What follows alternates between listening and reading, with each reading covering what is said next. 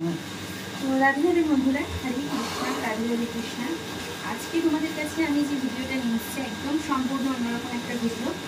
আর প্রথমেই বলে রাখি, গোপুসোনাটি চ্যানেলে তোমাদের সবাইকে অনেক অনেক অনেক ওয়েলকাম। সকলে খুব ভালো করে পুজো কাটাবে। শারদীয়ার প্রীতি শুভেচ্ছা ও অভিনন্দন তোমাদের সকলকে। আমরা কিন্তু এই কাজটাও করে থাকি, মানে বাড়িতে গিয়ে মেকওভারের কাজ এবং বাড়িতে গিয়ে এই যে দেখছো পুরো সাজ, অল ওভার সাজ, মানে শাড়ি পরানো, গয়নাগাটি, এগুলো সব কিছু আমি পরবর্তীতে সবটাই দিচ্ছি, তোমরা দেখতে পাবে। যতটা সম্ভব হয়েছে ভিডিও করেছি, কারণ একা হাতে সবটা ভিডিও করা সম্ভব নয়। মা এসেছে আর আমি এসেছি, তোমরা সবটাই দেখবে। তো চলো, খুব বেশি না দেরি করে ভিডিওটা শুরু করা যাক। মায়ের প্রথম থেকে সাজটা কেমন লাগলো সেটাই দেখবে। রাধে রাধে বন্ধুরা, আজকে একটু অন্যরকম ভিডিও। তো তোমরা অনেকেই জেনে থাকবে, আবার অনেকেই জানো না। এই দেখো, এই যে সুন্দর মন্দিরটা তোমাদের সাথে শেয়ার করছি, এটা মা মনসার মন্দির। ভেতরে দেখলেই মা মনসার। এখানে দেখো পার্বতী মা, মা কালী এবং সকলে একসাথে বিরাজমান, গোপালও বিরাজমান। আর এখানে দেখো মা তুলসীও কত সুন্দর সেজে নিয়েছেন। আর এটা আছে একটা পুজো বাড়ি, এখানে কিন্তু পুজো হবে। এটা আমরা গিয়েছিলাম মহালয়ার আগে, তোমাদের সাথে শেয়ার করা হয়নি। মহালয়ার আগের দিনই ওনাদের বাড়িতে পুজো ছিল। আর এটা হলো শিব ঠাকুর, তোমরা দেখছোই। তো সেখানে পুরো সাজটাই কিভাবে কি হলো, আমরা কিভাবে কি গেলাম, সেটাই তোমাদের সাথে আজকে শেয়ার করতে চলে এলাম। তো চলো আর না দেরি করে শুরু করা যাক। রাধে রাধে। প্রথমেই দেখো আমার হাতে একটা লালা গোপুসোনা দেখতে পাচ্ছি। গোপুসোনার কিন্তু ডেলিভারি ছিল শিয়ালদাতে। তো আমি আর মা কন্যাগর স্টেশনে এখন আছি, আমরা বেরিয়েই পড়েছি। দেখেছি দুজনে ম্যাচিং ম্যাচিং ড্রেস পরে নিয়েছি। এবার আমরা ট্রেন আসছেই, আমরা ট্রেনে যাবো। চলো ট্রেন। তারপর দেখো বন্ধুরা, আমরা ট্রেনে কিন্তু চেপে পড়েছি। ট্রেনে চেপে মা ওইদিকে নিয়েছে, আর এদিকে কিন্তু ট্রেনে মোটামুটি ফাঁকাই ছিল, কারণ আমাদের কন্যাগর থেকে যাওয়ার সময় একটু বেলা হয়ে গেলে ট্রেন মোটামুটি ফাঁকাই থাকে, খুব একটা ভিড় থাকে না। এক একদিন থাকে, আর সেদিন ছিল। একটা মিষ্টি, এই দুটো নিয়ে এবার কাউকে দেবো, নিয়ে বাড়ি যাবো।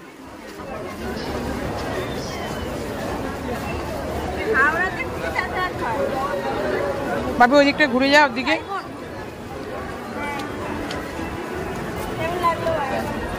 দাঁড়া, তুমি এটা নেবে।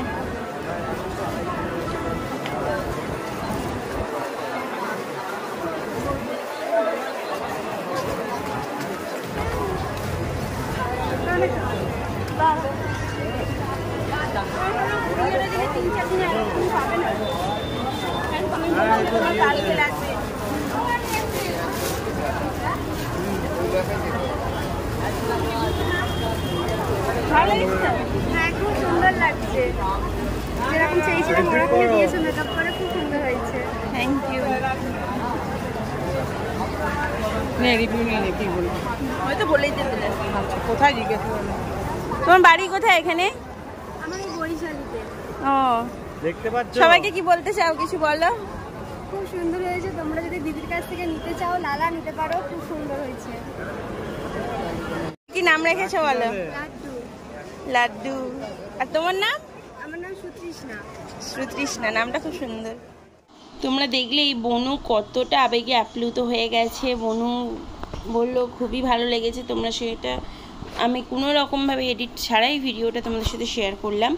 আর এখানে দেখো যে জুতোর দোকানটা দেখাচ্ছি, তোমরা হয়তো ভাবছো যে জুতোর দোকান দেখাচ্ছি কেন। আসলে এই দাদাভাইটা খুবই ভালো, আর দাদাভাইয়ের জুতোর কালেকশনও খুবই ভালো।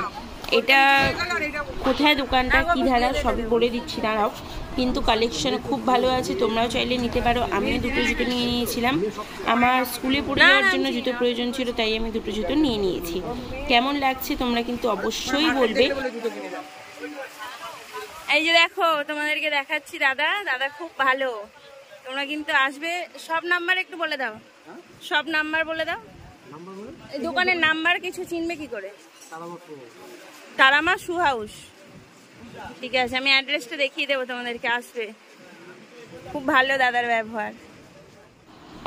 তারপর দেখো এই দোকানটা থেকে আদিতের জন্য একটু জামা নিয়ে নিয়েছিলাম, আদি মোহন সকলের জন্য। এবং যারা তোমরা নিতে চাও আমার কাছ থেকে ড্রেস, তারাও ড্রেস নিতে পারো, তোমরা জানো।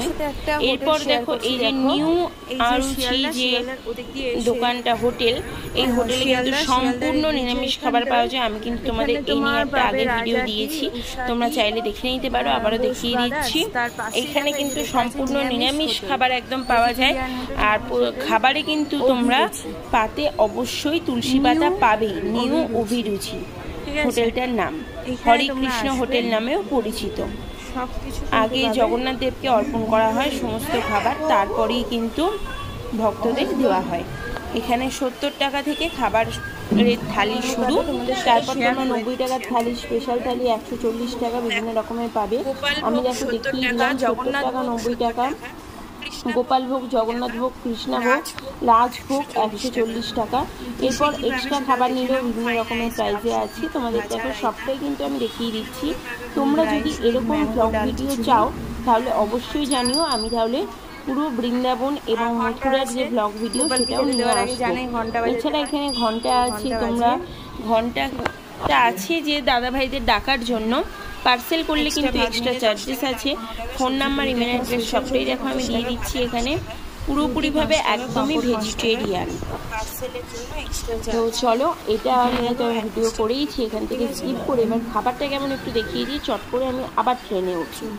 তো এখানে খাবারে ছিল মোট 8 রকম পদ, যেটা 70 টাকা, 90 টাকার, যেটা আমরা 90 টাকা নিয়েছিলাম। 90 টাকারটায় আছে 8 রকম পদ, পনির আছে, ডাল আছে, আর বাকি সমস্ত কিছু আছে। চলো এবার শিয়ালদা স্টেশনে আবার দেখাই।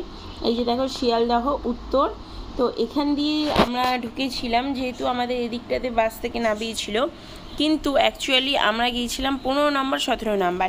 এবার দেখো মায়ের কাছে পৌঁছে গেছি, তখন ট্রেনে এতটাই ভিড় ছিল আমি আর ক্যাপচার করতে পারিনি। আমরা গিয়েছিলাম সোনারপুরে। তো দেখো সোনারপুরে এখানে মাকে দেখতে পেয়েই গেলে মায়ের দর্শন ফার্স্ট করালাম। এবার মাকে সাজানো শুরু হবে। তো দেখো এখানে এই যেটা দেখাচ্ছি, এটা হলো মা পার্বতীর শাড়ি। মা পার্বতীর দেখো শাড়িটা একটু ছোট রাখা হয়ে গেছিলো। তোমাদেরকে এখানে একটা কথা বলি, যাদের বাড়িতে আমরা শাড়ি পরাতে যাচ্ছি অথবা যারা শাড়ি পরানোর জন্য ডাকছো, মানে দুটো বিষয় তো একই। তোমাদেরকে একটা রিকোয়েস্ট করবো যে শাড়িটা একটু বড় রেখো, কারণ শাড়ি যতটা বড় থাকবে পরানোর কিন্তু সুবিধা হয়। তা বলে খুব বড় না, কিন্তু শাড়ি বড় রাখলেই পরানোর সুবিধা হয়। বড় শাড়ি থাকলেও কিন্তু পরানোর অপশান আছে বিভিন্ন রকম ভাবে, কিন্তু শাড়ি যদি ছোট হয়ে যায় সেক্ষেত্রে কিন্তু পরানোর খুব অসুবিধা, এবং তোমাদেরও কিন্তু সেক্ষেত্রে পছন্দ হতে চায় না যে এরকম বা ওরকম। তারপর দেখো আমি এদিকে মা কালীকে একটু পরিষ্কার করে নিচ্ছিলাম, আর ওদিকে কিন্তু পার্বতীর শাড়ি পরানো পুরো কমপ্লিট, আর মায়ারে শাড়ি পরানো আবার শুরু হয়ে গেছে। মা কালীর শাড়ি পরানো দেখো কীভাবে কি শাড়ি পরানো হচ্ছে, বিভিন্ন রকমভাবে দেখিয়ে পরানো হচ্ছিলো, কারণ ওনাদের পছন্দটাই বড় কথা। ওনাদের যতক্ষণ না পছন্দ হবে ততক্ষণ কিন্তু আমাদেরও স্যাটিসফ্যাকশন মিলবে না। তো দেখো বলতে বলতে কিন্তু মা কালীরও শাড়ি পরানো প্রায় কমপ্লিট হয়ে গেছে। তোমরা যদি এরকম বিভিন্ন ধরনের ভ্লগ ভিডিও চাও তাহলে কিন্তু অবশ্যই আমার সাথে শেয়ার করবে, আমাকে কমেন্ট করে জানাবে, আমি কিন্তু সেটা তোমাদের বলে দেব, ঠিক আছে?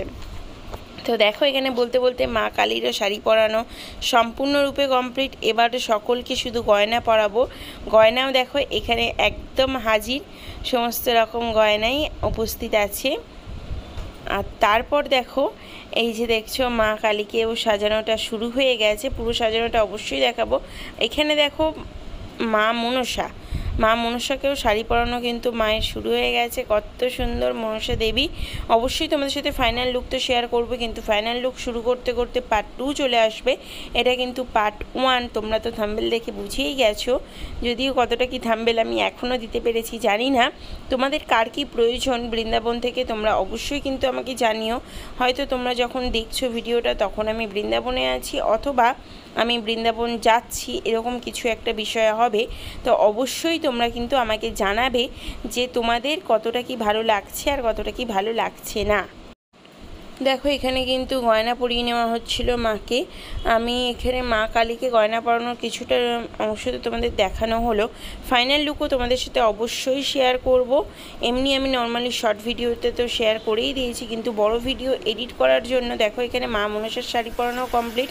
তো আজকে পার্ট 1 এতদূরই থাক, পার্ট 2 আবার আগামী দিনে আসবে। রাধে রাধে, হরে কৃষ্ণা, রাধে।